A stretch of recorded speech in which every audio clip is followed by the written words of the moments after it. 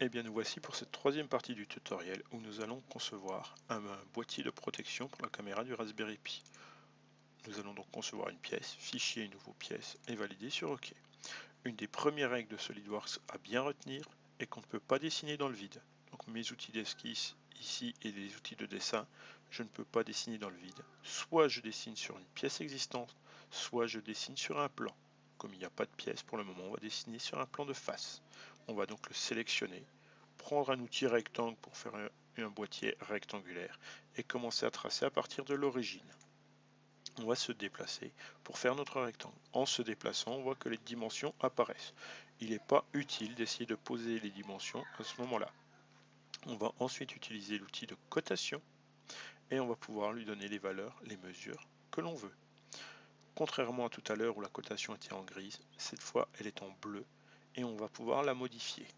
Donc je clique sur mon trait pour poser ma cotation et je change la valeur. Par exemple, je veux que mon boîtier fasse 60 mm et je vais valider en appuyant sur la touche Entrée ou sur la petite coche verte.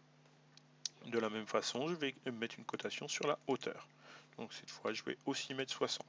Attention, je mets des dimensions sans trop réfléchir ici. Il ne faut pas recopier tout ce qui se fait dans ce tutoriel. Je vais valider.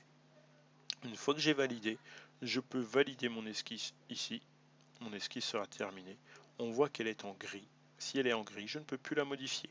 Je vais donc la sélectionner ici. Pour la modifier, je peux faire un clic droit et venir modifier mon esquisse ici, avec éditer l'esquisse pour changer ce que je voudrais changer. Une fois que c'est terminé, je vais pouvoir utiliser les outils de fonction pour donner du volume. À ce stade, il n'y a pas beaucoup de fonctions disponibles. Celle qui m'intéressera, ce sera base bossage extrudé pour donner de la matière en ligne droite. Soit je peux mettre un petit peu de la matière sur n'importe quelle distance sans mesurer, soit je veux une valeur précise, et par exemple ici je vais mettre 60 mm afin de faire un cube. Et je vais valider. J'ai donc obtenu un cube. Je peux le faire tourner comme on l'a vu tout à l'heure en maintenant la molette enfoncée. Et voilà pour le début de ce tutoriel.